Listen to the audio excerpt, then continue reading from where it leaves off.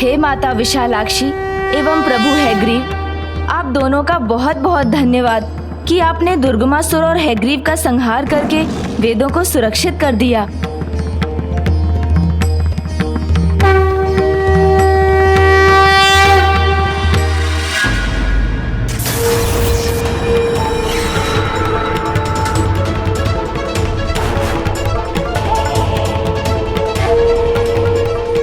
संहार में ही मेरा उपकार छिपा है।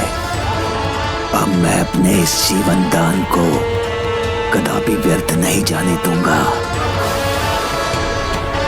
इनके अधूरे कार्य को मुझे जो पूरा करना है, किसी भी परिस्थिति में इस विनाश लीला को कदापि भंग नहीं होने दूंगा।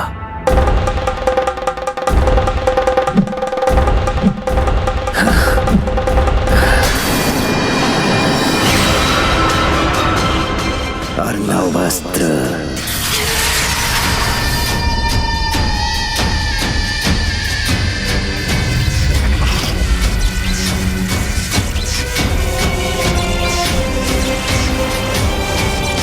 ये कैसा आभास हुआ मुझे, जैसे पुनः सृष्टि के कुशल में कोई कंटक रूपी संकट उत्पन्न हुआ हो।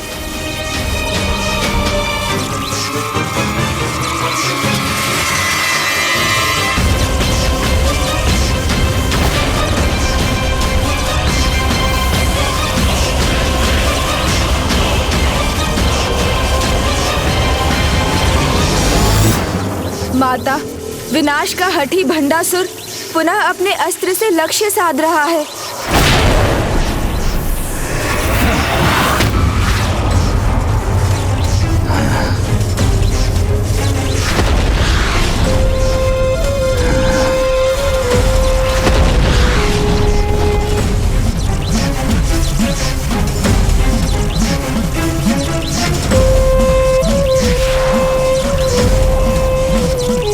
नारी, स्वयं को विजय समझने की भूल मत करो। बस कुछ देर प्रतीक्षा करो। मेरा ये एक ही अस्त्र सृष्टि का अंत कर उसकी पीड़ा को पूरी तरह से हर लेगा। जो आज तक किसी ने ना देखा हो, ऐसा विचित्र विध्वंसक होगा। ये किस प्रकार के अस्त्र का प्रयोग किया है दुष्ट ने? मैं भी यही ज्ञात करने का प्रयास कर रहा हूँ भैया। ये तो और भी भयंकर जान पड़ता है।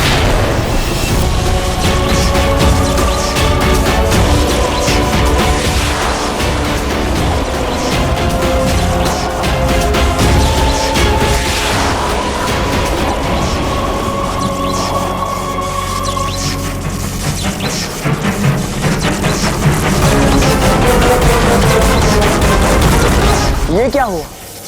इसका ये अस्त्र अचानक शांत क्यों हो गया?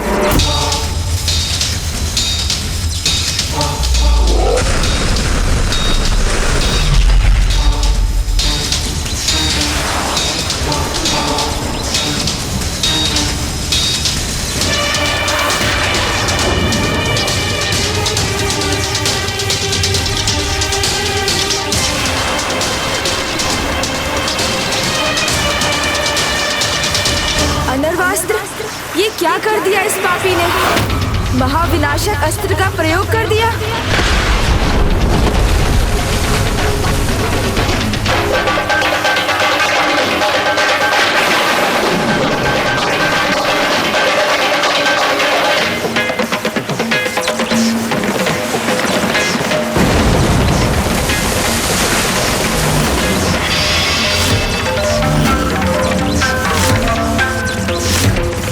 ये अस्त्र तो अपने मायावी सागर में समाकर महाब्रह्मांड को भी महासागर में परिवर्तित कर सकता है। इस अस्त्र के प्रभाव को रोकने का क्या उपाय है? अन्य ब्रह्मांडों के बाद अब ये विशाल तरंग इस ब्रह्मांड की ओर बढ़ रही है। गणेशी, अब मेरे अर्णव अस्त्र के प्रहार का कोई भी उत्तर आपको नहीं मिलेगा।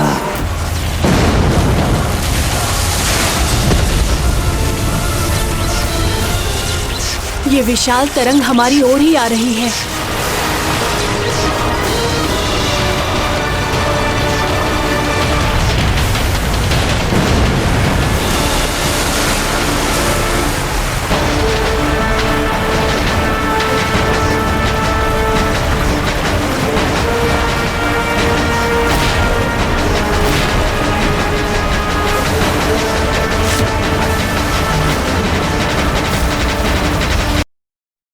गणेश सावधान।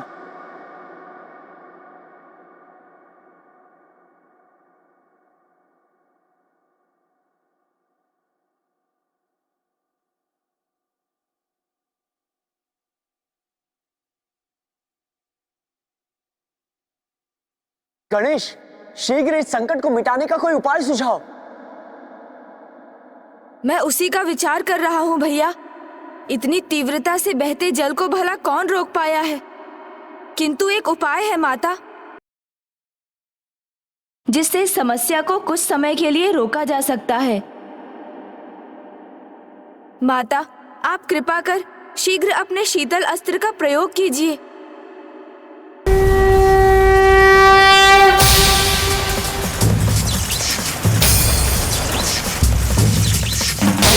नंदिनी नंदितमेदिनी विश्वविनोदिनी नंदनुते दुर्गलविंध्य शिरोधिनि पादिनि शीतल अस्त्र, शीतल अस्त्र। भगवति हेशिति दण्डकुटुम्बिनि भूरि भूरि कृते जय जय हे महिषासुरमर्दिनि रम्यकवर्दिनि शैलसुते जय जय हे महिषासुरमर्दिनि रम्यकवर्दिनि शैलसुते।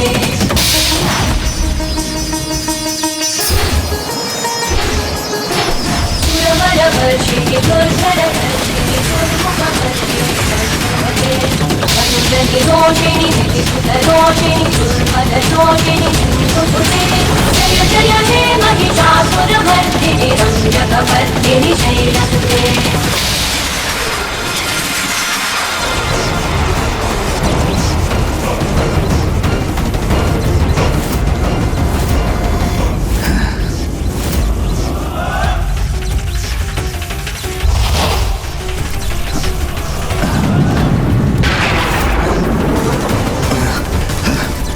मैं नीचे गिरने वाला था।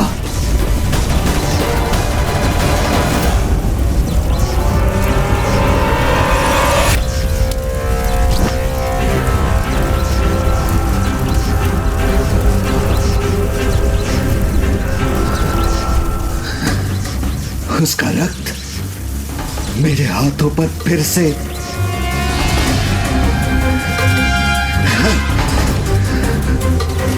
रक्त का विचार नहीं, इस महातरंग का आकार देखना है मुझे, जो समूचे सौर मंडल को लील कर नष्ट करेगी।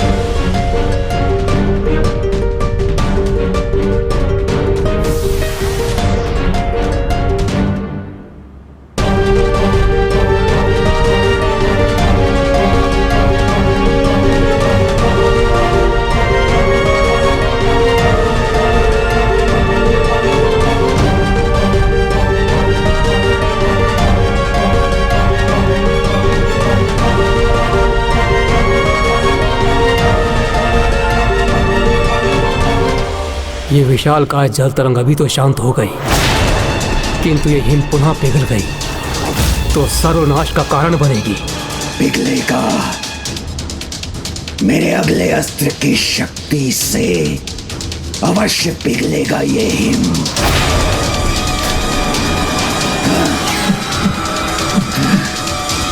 ज्वालास्त्र।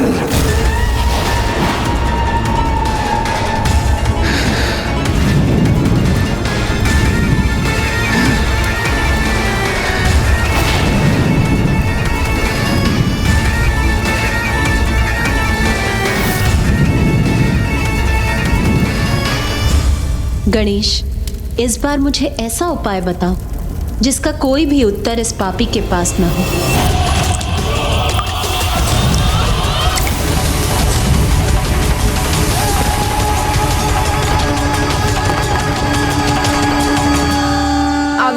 करने वाला ही अपने आविष्कार की प्रबलता और उसकी दुर्बलता को भली भांति जानता है, तो इस अस्त्र की दुर्बलता का ज्ञान तो भंडासुर के पास ही होगा। किंतु गणेश वो स्वयं क्यों इसकी दुर्बलता बताएगा? भैया, उचित कहा आपने, किंतु युक्ति की शक्ति के सामने सब दुर्बल बन जाते हैं, और जो ना भी कहना चाहते हो वो भी सब कुछ कह जाते हैं। किंतु ऐसी कौन सी युक्ति का प्रयोग करोगे तुम? चिंता मत कीजिए भैया, वो युक्ति मुझे सूझ चुकी है। प्रणाम माता, मुझे अनुमति दीजिए।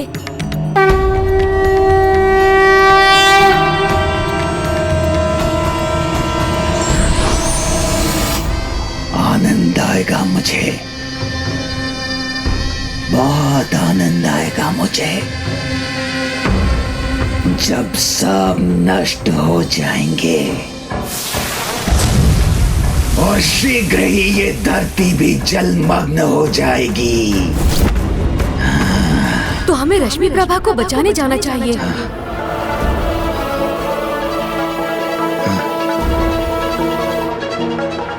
मेरे भ्रमित स्वर, इस बार मैं इन स्वरों से विचलित नहीं होऊंगा। अपने भावी विजय का पूर्ण आनंद लूंगा मैं। आपकी पुत्री सबके विनाश के साथ अपनी पुत्री के भी विनाश का आनंद लेंगे आप? ये आप क्या कर रहे हैं स्वामी? बस!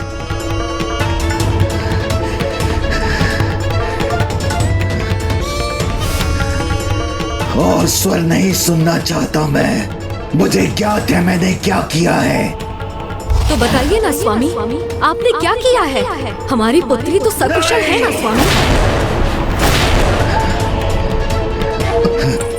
नहीं। क्या किया आपने? बताइए मुझे असुर महानायक। मुझे लगा था आप हमारे प्रेम की निशानी, हमारी पुत्री को कोई क्षति नहीं पहुंचने देंगे।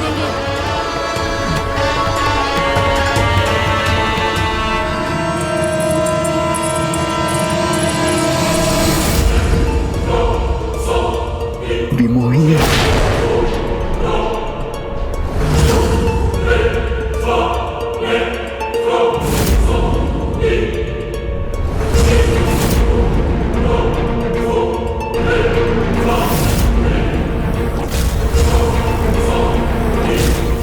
क्या किया है आपने?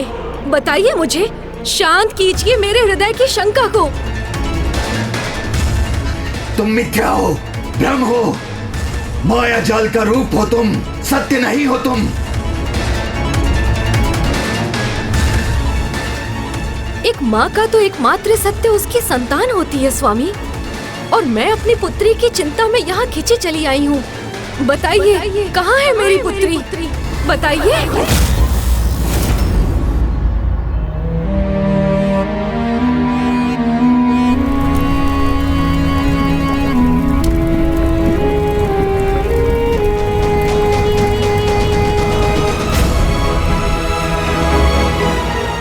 बताइए ना, कहाँ है मेरी पुत्री? ना तुम सत्य हो, ना तुम्हारा ये रूप, और ना तुम्हारे ये शब्द। आपके सामने होने पर भी आप मुझे भ्रम मान रहे हैं? आप किस भ्रम में है स्वामी?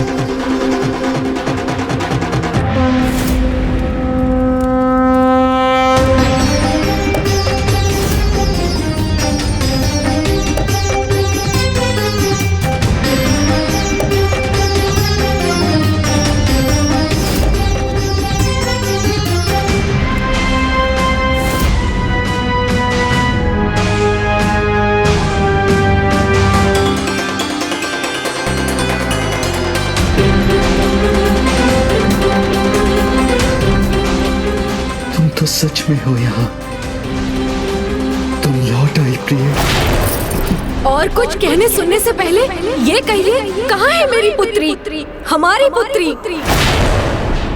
कहीं आपके कारण वो किसी संकट में तो नहीं है?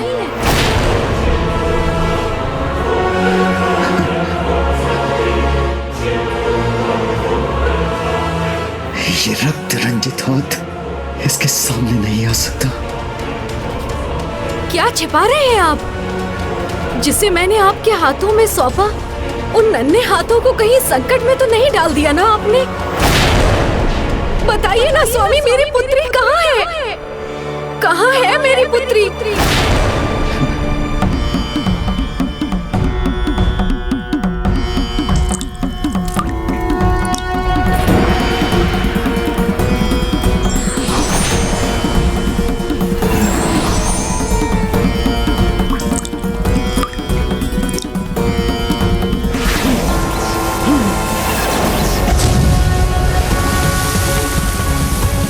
गणेश की योजना का तो मुझे ज्ञात नहीं, किंतु इतना अवश्य ज्ञात है कि उसे शीघ्र भंडासुर को इस विपत्ति से उबारने का उपाय बुलवाना होगा।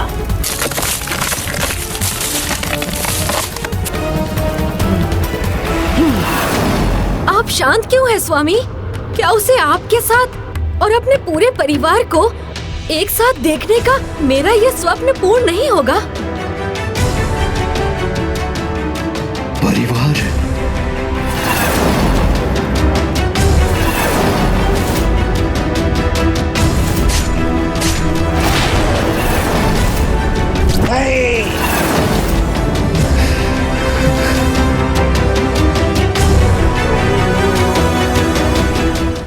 आज संसार में इस प्रलय की स्थिति को देखकर मैं स्वयं ही यहाँ चली आई, ये ज्ञात करने की आप और रश्मि प्रभा कुशल पूर्वक तो है ना, किंतु वो तो मुझे कहीं नहीं दिखाई दे रही है। कहाँ है मेरी पुत्री रश्मि प्रभा? ये क्या कर दिया मैंने? कैसे बताऊं इसे कि एक पिता होकर स्वयं अपनी पुत्री को पहले उसकी मृत्यु के मुख में भेज दिया, और इसे ये सत्य ज्ञात हो गया तो ये भी मुझसे घृणा करेगी, एक पल भी यहां नहीं रुकेगी।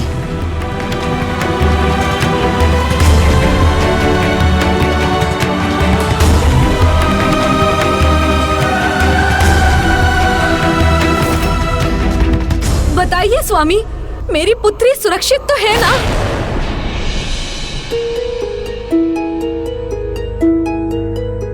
बताइए स्वामी। रश्मि प्रभा,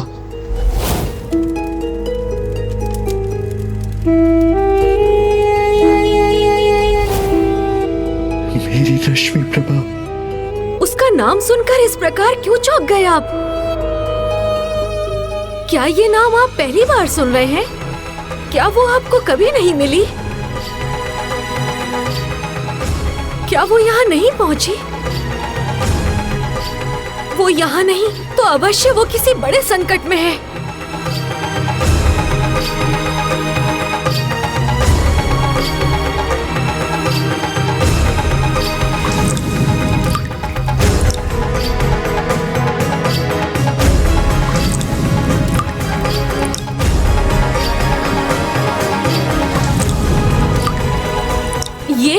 ये किया है आपने? इस विपदा को उत्पन्न किया है आपने? मेरी पुत्री का ही नहीं, जगत का अनिष्ट किया है आपने।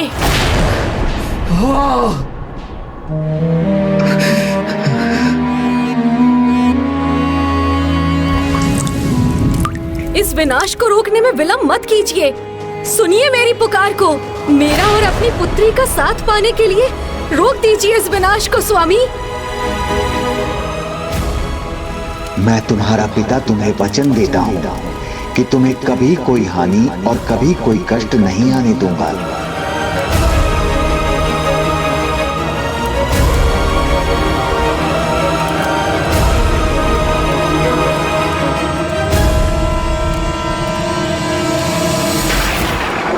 रोक सकता तो अवश्य रोक देता, किंतु अब मैं कुछ नहीं कर सकता। ऐसा कैसे हो सकता है? इसका कोई तो उपाय होगा। एक बार ये हिम पिघलेगा तो ऐसी प्रलय होगी जो सब कुछ लील जाएगी। इसे अब मैं नहीं, बस नारायण के अवतार ही रोक सकते हैं। नारायण के अवतार ही रोक सकते हैं। नारायण के अवतार ही रोक सकते हैं।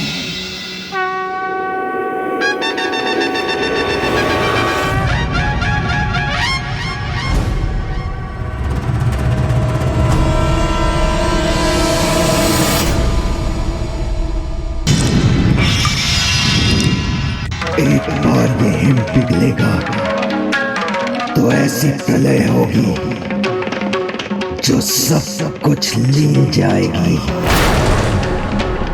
इसे अब मैं नहीं, बस नारायण के अवतार ही रोक सकते हैं।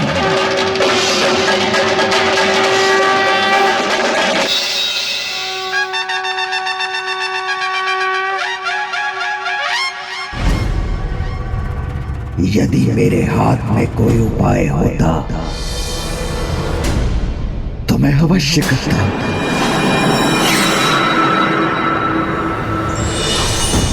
माता, इस अस्त्र के प्रभाव को तो एकमात्र नारायण अवतार ही मिटा सकते हैं।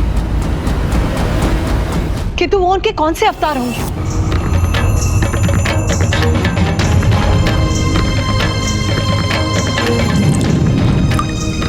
शीघ्रता करो गणेश, क्योंकि ये हिम अब पिघलने ही जा रही है। इससे होने वाली महाप्रलय सब कुछ नष्ट कर देगी।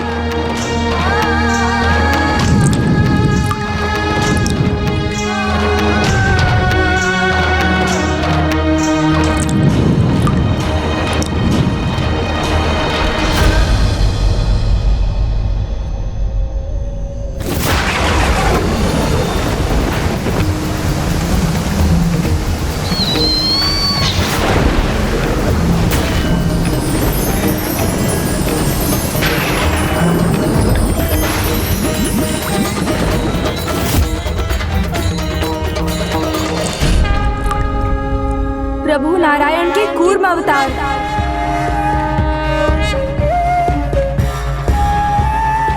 कूर्म अवतार?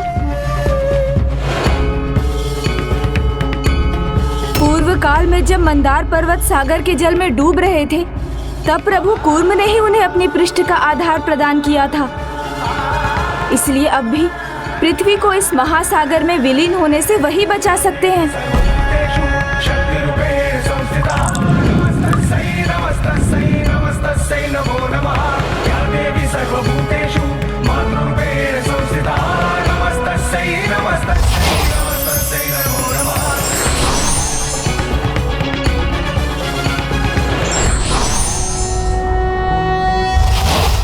शान्ताकारं भुजगशयनं पद्मनाभं सुरेशं विश्वाकारं गगनसदृशं मेघवर्णं शुभांगं लक्ष्मीकान्तं कमलनयनं योगिहृदध्यानगम्यं वन्दे विष्णुं भवभयहरं सर्वलोकैकनाथम्। मैं भी इसे नहीं रोक सकता, किंतु मैं वचन देता हूँ कि जब ये सब समाप्त होगा। प्रभु नारायण के कूर्म अवतार की जय। प्रभु नारायण के कूर्म अवतार की। नारायण के कूर्म अवतार।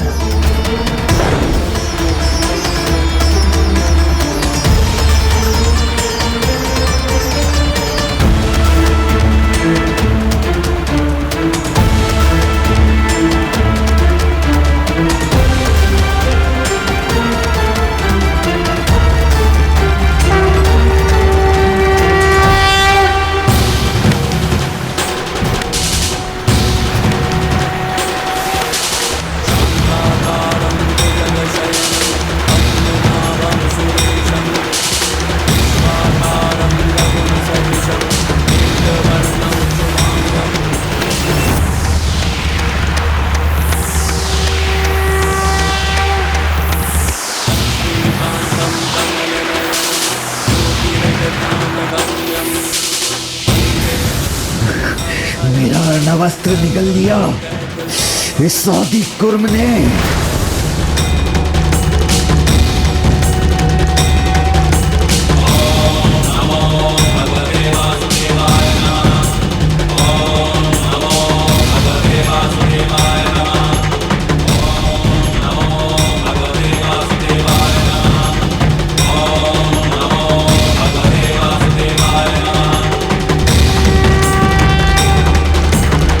ये विनाश रुक गया है स्वामी।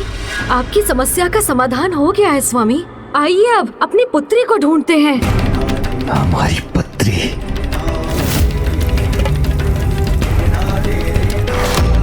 क्या हुआ? हमें उसे ढूंढने में विलंब नहीं करना चाहिए स्वामी। योद्धा हूं मैं, युद्ध कर रहा हूं। उसे अधूरा छोड़कर मैं कहीं नहीं जा सकता।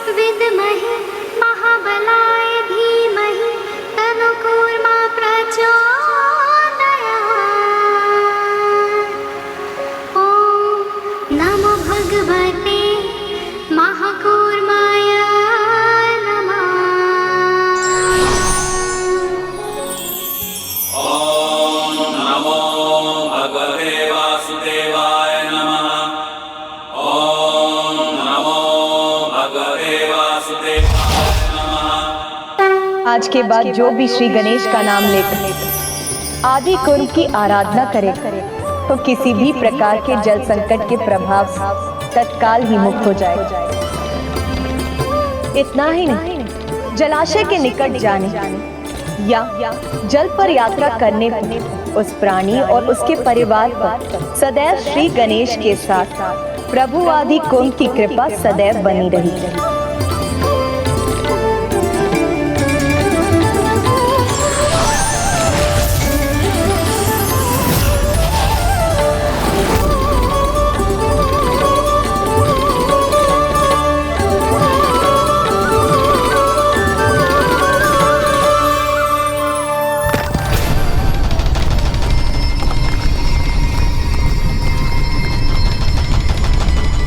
गणेश जी, अब ये कौन सा नवीन संकट आन पड़ा है?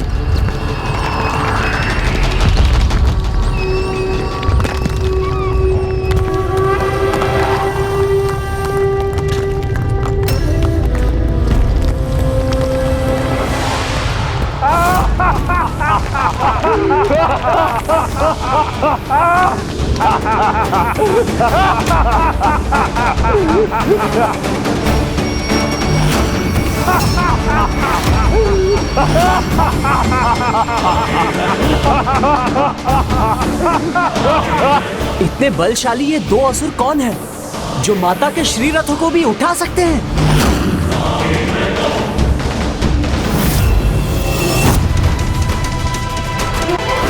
मेरा ध्यान थोड़ा सा क्या भटका कि तुमने मेरा अर्णव अस्त्र विफल कर दिया, किंतु ये दोनों कदापि असफल नहीं होंगे, क्योंकि इन्हें पहचान पाना ही नहीं, इन्हें पराजित करना भी असंभव है। जो तुमने किया है उसका दंड तो तुम्हें भुगतना ही होगा भंडासुर।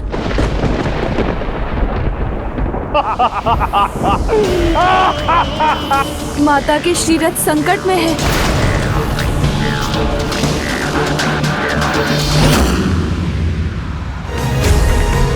निशस्त्र खड़ी है माताओं की सेना।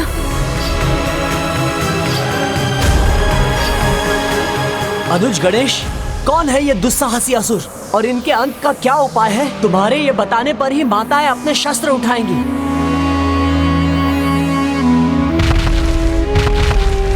यही प्रश्न तो मेरे मस्तिष्क में भी गूंज रहा है,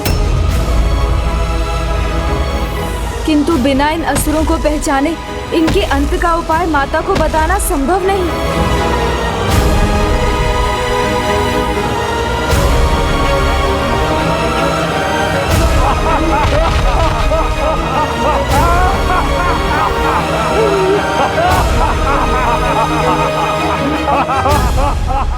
किसी की भी पहचान उसके हाव भाव और वेशभूषा से की जाती है। इन्हें देखकर तो यही लग रहा है कि ये पूर्व काल के कोई असुर सम्राट हैं। नहीं गणेश जी, इस बार आपका इन्हें पहचानना संभव नहीं। इसलिए गणेश जी, पराजय का मुख देखने के लिए तैयार हो जाइए। इनकी पराजय तो हमारे आगमन से ही निश्चित हो गई है भ्राता।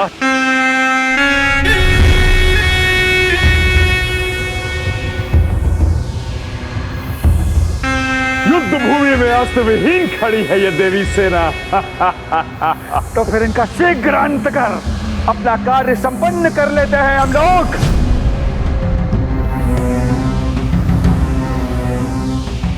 गणेश जी, शीघ्र पहचानिए इसे। कौन है ये और इनका अंत कैसे होगा?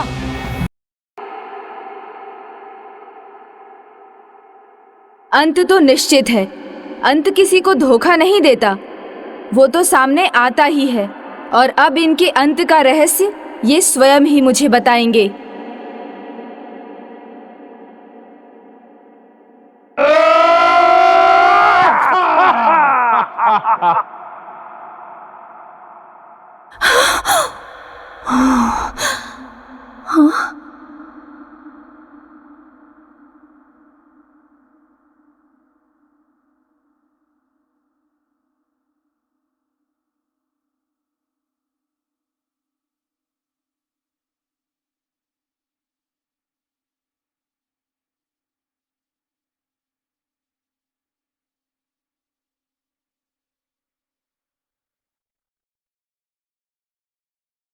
अब तुम्हारे ही रथों का प्रहार तुम्हारा ही संहार करेगा।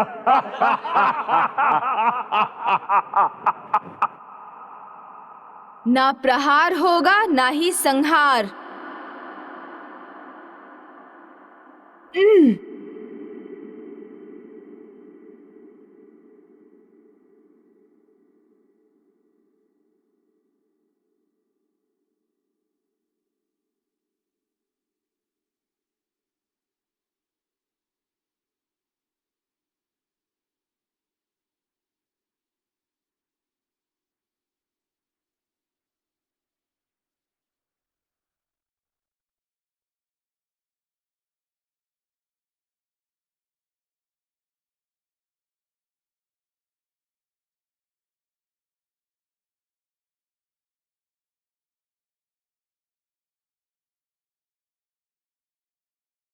बस इतने से ही मत प्रसन्न हो ये गजानन। इनके रण कौशल से देवियों का अंत तो होगा ही, आपके अचंभे की सीमा भी पार हो जाएगी।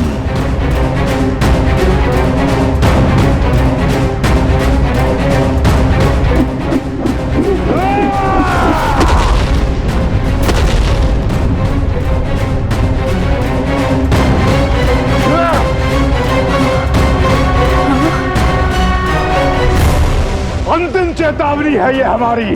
अपने अस्त्र उठाओ और युद्ध करो हमसे, अन्यथा हमारे अस्त्र कुचल देंगे तुम्हें। इतनी शीघ्रता क्या है? सच्चा योद्धा अपने शत्रु के वार की प्रतीक्षा करता है। युद्ध का आनंद तो तभी है जब शत्रु भी उचित उत्तर दे। कोई भी किसी को जाने बिना, युद्ध के लिए उसकी योग्यता पहचाने बिना उस पर प्रहार कैसे कर सकता है? इसीलिए पहले आप अपना परिचय दीजिए, फिर प्रहार के उत्तर की अपेक्षा कीजिए।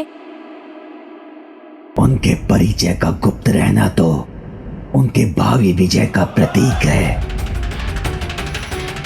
उसे उन्हें किसी पर उजागर नहीं करना चाहिए। नहीं, मैं इन्हें अपना परिचय नहीं देने दूंगा।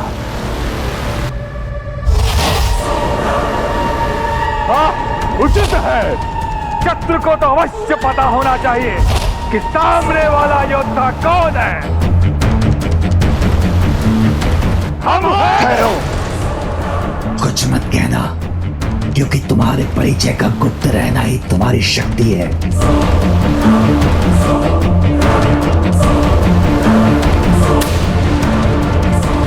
आप दोनों एकाएक शांत क्यों हो गए?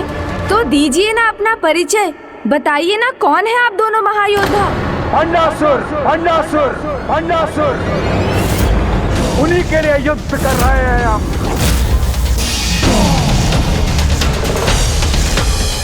आपके लिए एक ही नाम महत्वपूर्ण है, असुर महानायक भंडासुर, उन्हीं के लिए युद्ध कर रहे हैं हम।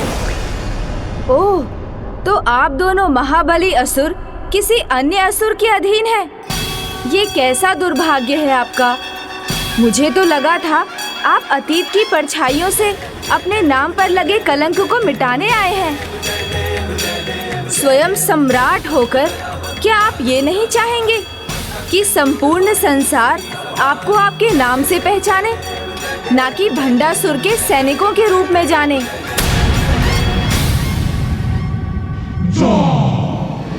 आप महाबली हैं, किंतु कहीं भीरू तो नहीं है जिन्हें अपना नाम बताने में भी डर लग रहा है।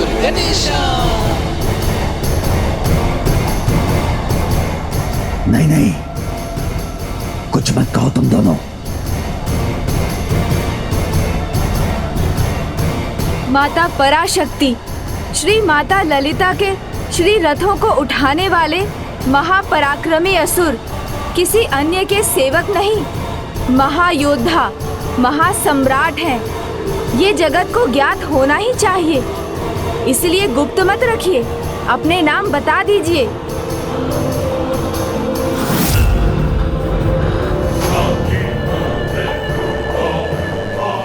एक बार उन्हें तुम्हारा नाम ज्ञात हो गया तो तुम्हारी दुर्बलता समझ जाएंगे वो।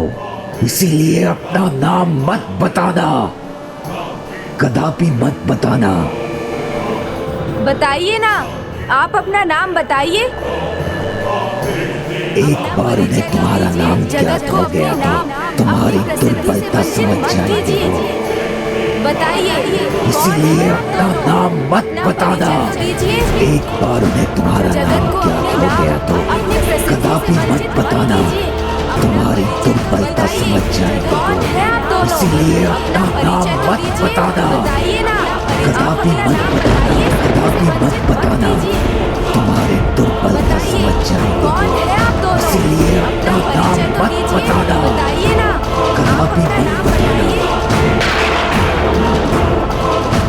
आप हमारा परिचय चाहते हैं ना? आप हमारे नाम जानना चाहते हैं ना? तो हम अवश्य बताएंगे।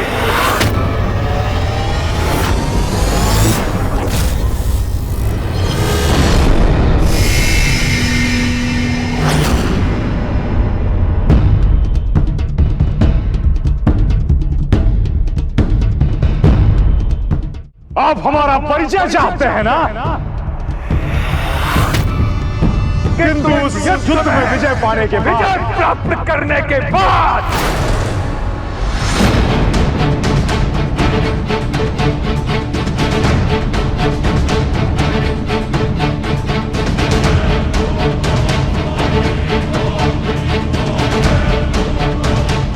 और हाँ, आप सभी का सर्वनाश करने के बाद जगत को अपना नाम भी बताएंगे हम।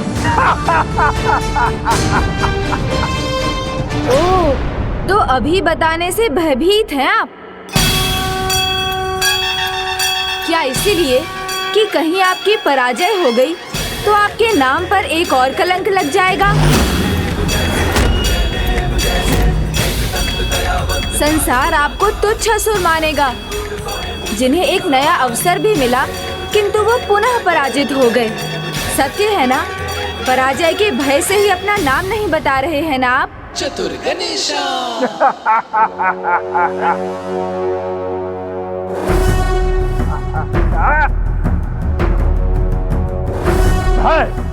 भय नहीं है हमें किसी का।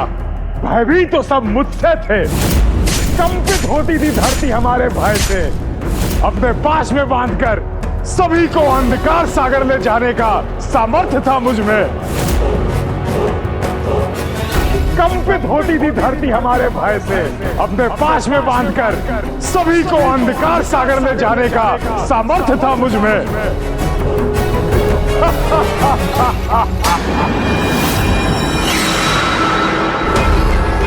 मत कहो कुछ, शांत हो जाओ। भयभीत होकर समस्त जगत मेरी पूजा करता था। मंदिरों में नारायण के स्थान पर मेरी पूजा करता था। मुझे भय किस बात का? समझ गया, आपका इतना ही परिचय पर्याप्त है मेरे लिए।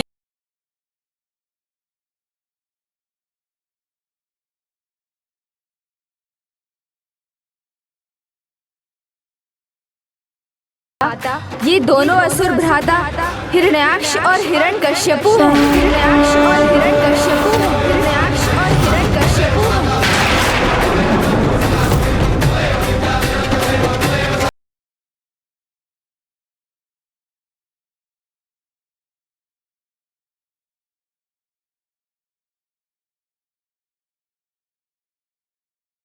माता, ये दोनों असुर भ्राता हिरण्याक्ष और हिरण्यकश्यपु हैं। हिरण्याक्ष और हिरण्यकश्यपु हैं।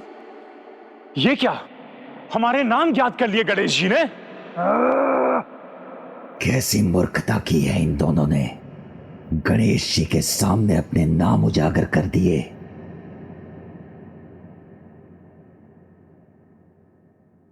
माता, संसार को बंधन में बांधकर अंधकार के सागर में धकेलने का दुष्कृत्य एकमात्र हिरण्याक्ष ने किया था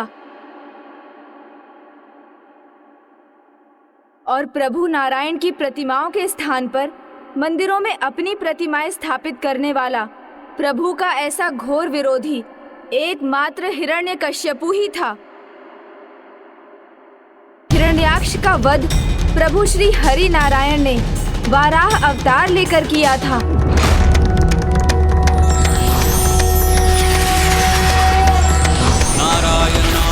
सुरमंडन मंडनाय नारायणाय सकल स्थिति कारणाय नारायणाय भवभीति निवारणाय नारायणाय प्रभवाय नमो नमस्ते।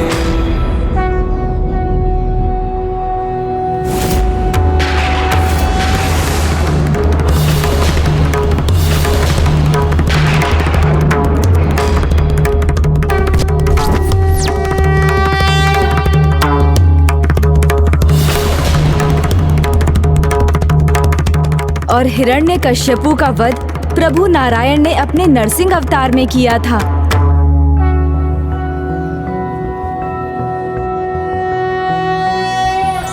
शांताकारं भुजगशयनं विश्वाकारं गगनसदृशं मेघवर्णं शुभांगं लक्ष्मीकान्तं कमलनयनं योगिहृदध्यानगम्यं वन्दे विष्णुं भवभयहरं सर्वलोकैकनाथम्।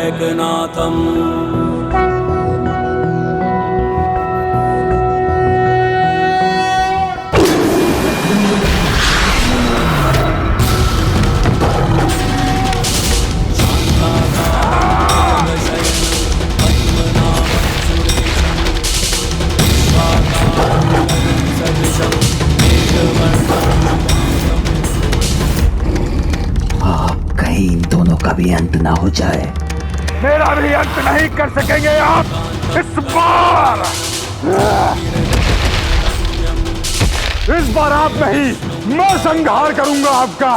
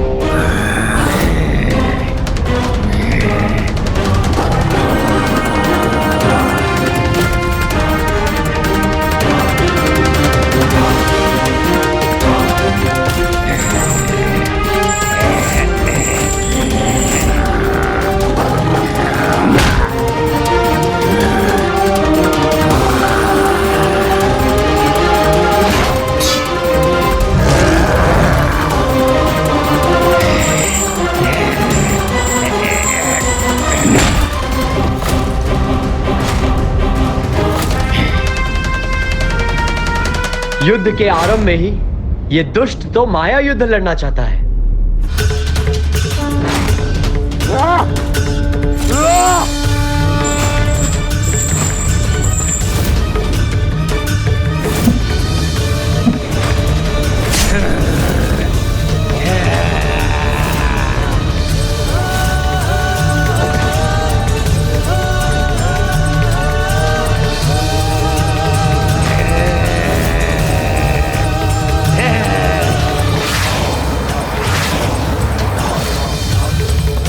खाता हिरण्याक्ष की कैसी दुर्दशा हो गई है।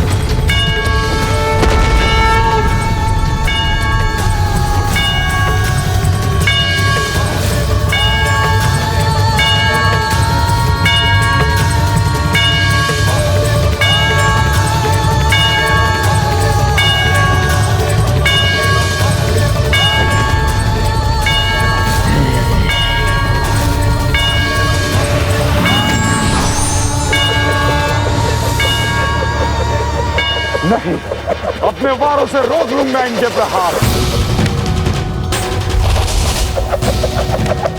तुम्हारी दुष्टता ही पुनः तुम्हारे अंत का कारण बनेगी मूर्ख।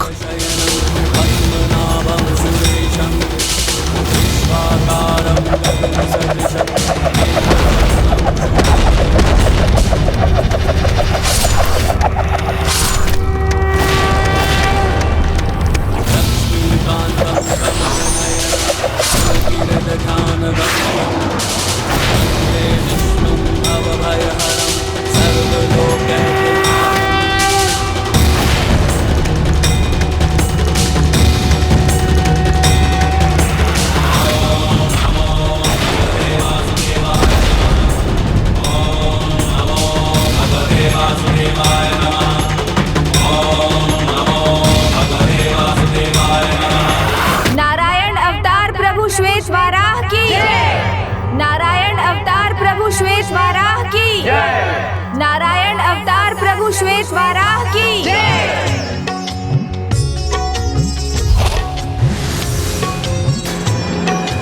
हिरण्याक्ष का भी अंत हो गया।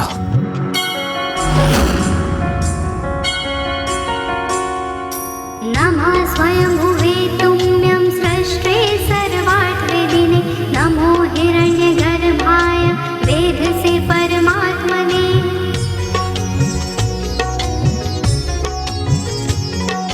नमस्ते वासुदेवाय विष्णवे विश्वयोनये नारायणाय देवाय देवानां हितकारिणे नमोऽस्तुते चतुर्वक्त्र शाण्डचक्रसिधारिणे सर्वभूतात्मभूताय कूटस्थाय नमो नमः नमोऽस्तुते वराहाय नमस्ते मत्स्यरूपिणे नमो योगविद्याय नमः संकर्षणाय ते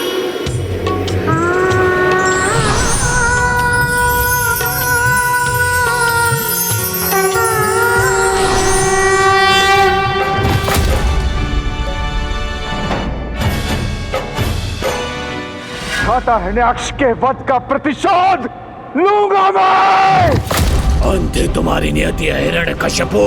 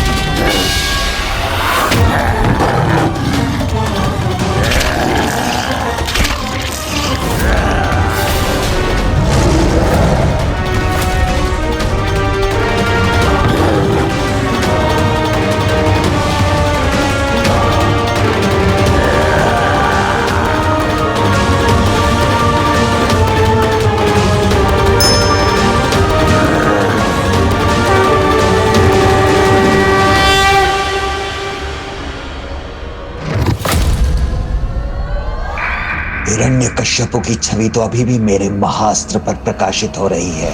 इसका मतलब हिरण्यकश्यप तो अभी भी जीवित है।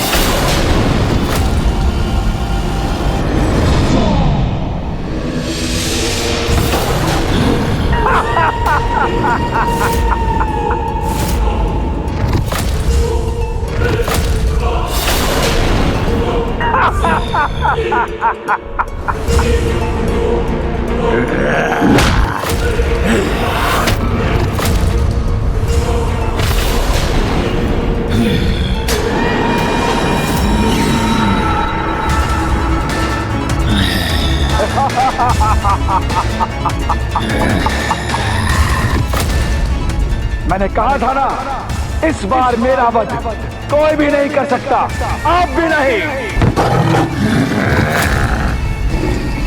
हिरण्यकश्यप में जीवन भी है, साहस भी है और शक्ति भी।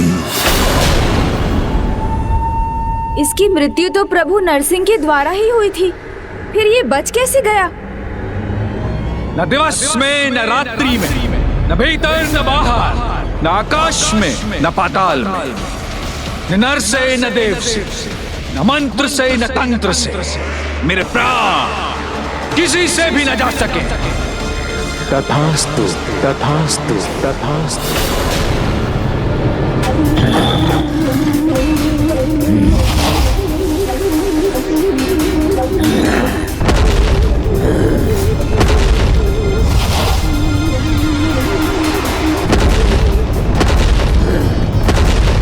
इसको प्राप्त वरदान के अनुसार अभी इसके अंत के कारण उत्पन्न नहीं हुए हैं, क्योंकि उसकी 2 अवस्थाएं अभी शेष हैं। प्रथम न दिन में इसका वध हो सकता है और ना ही रात में, और द्वितीय ना ही भीतर ना ही बाहर इसका अंत होगा। एक अवस्था तो गौधली वेला से पूरी हो जाएगी, यानी संध्या काल, किंतु दूसरी अवस्था के लिए यहाँ किसी द्वार की चौखट कहाँ है?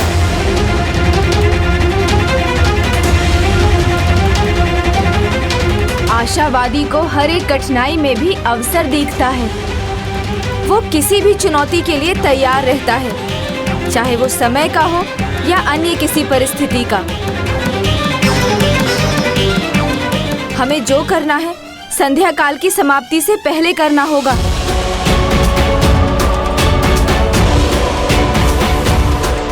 हिरण्यकश्यपों की मृत्यु की पहली परिस्थिति गोधूली वेला तो आरंभ हो गई है, परंतु उसकी मृत्यु की दूसरी परिस्थिति न भीतर न बाहर को पूर्ण कर पाना गणेश जी के लिए असंभव है।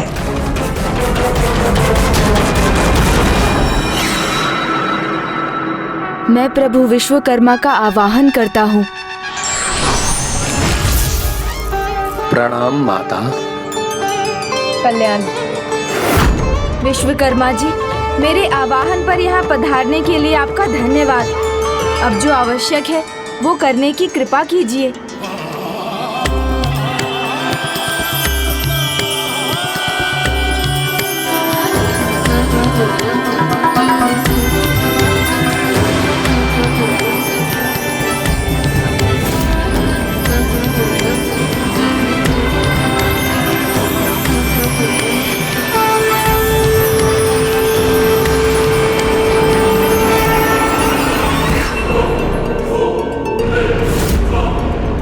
ये क्या स्वामी, गणेश जी ने तो द्वार के चौखट की व्यवस्था भी कर दी। किंतु गोधूली वेला समाप्त होने से पहले ये कार्य कदापि संपन्न नहीं होगा।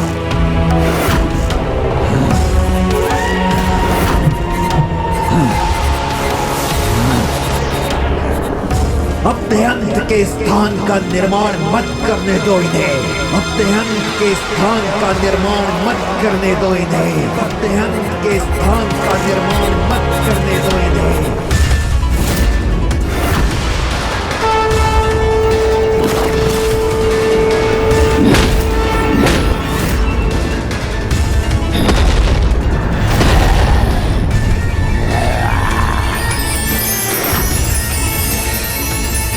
नहीं, ये मैं कदापि नहीं होने दूंगा।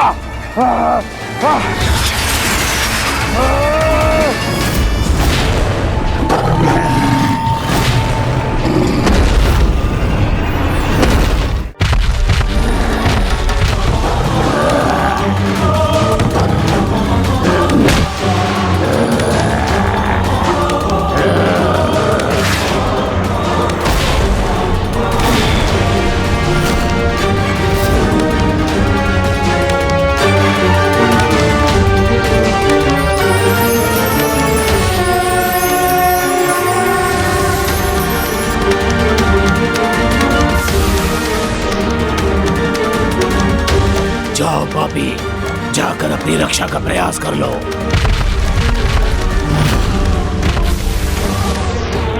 गोधूली बेला आरंभ हो चुकी है। द्वार के चौखट की रचना भी पूर्ण है। अब तुम्हारे पास कोई उपाय नहीं।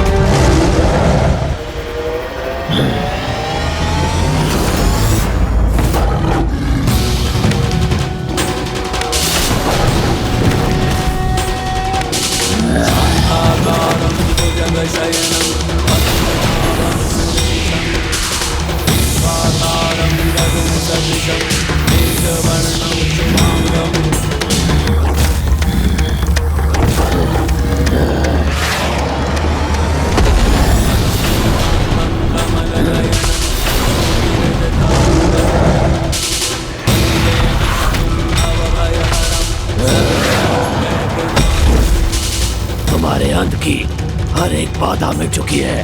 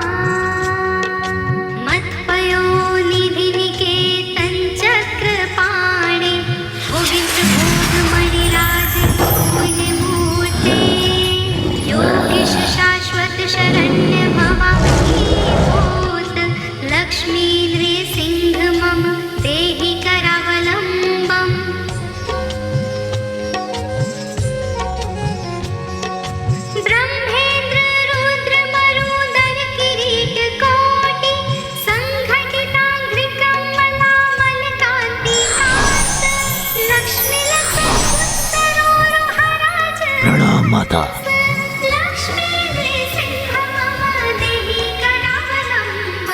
संसार दाव दहना कर भी करोरु ज्वालावली भिरति दग्ध तनुरुहस्य त्वत्पाद पद्म सरसिरुहमागतस्य।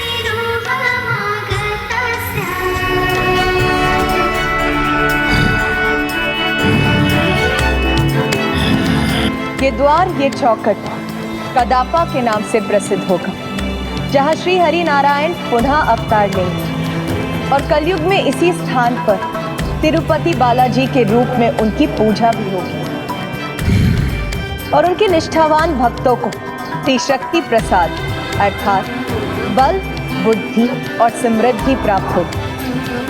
प्रभु नरसिंह की जय। प्रभु नरसिंह की जय।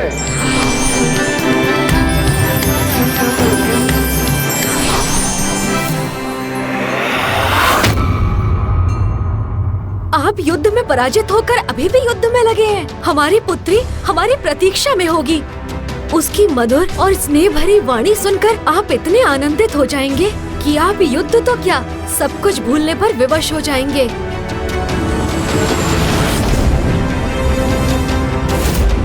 चलिए ना स्वामी, हमें अपनी पुत्री को ढूंढना है। बस! मुझे ज्ञात है हमारी पुत्री भोली है, निर्दोष है और वो। तो क्या आप हमारी पुत्री से मिल चुके हैं? हमारी पुत्री सच में मीठी बातें बोलती है,